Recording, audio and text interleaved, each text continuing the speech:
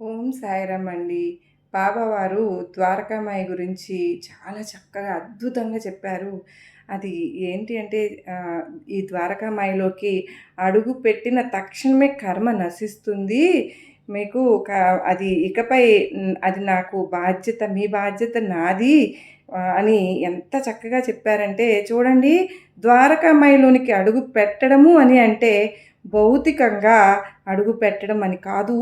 సాయినాథుని బిడ్డగా మనం మారాము అని అర్థం అని బాబావారి ఉద్దేశం అనమాట.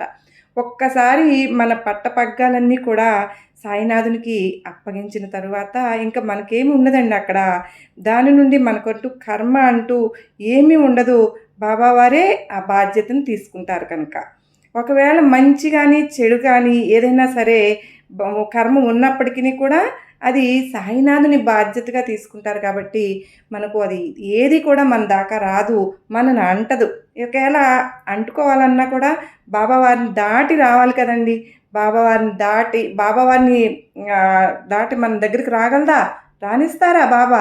రానివ్వరు కదా!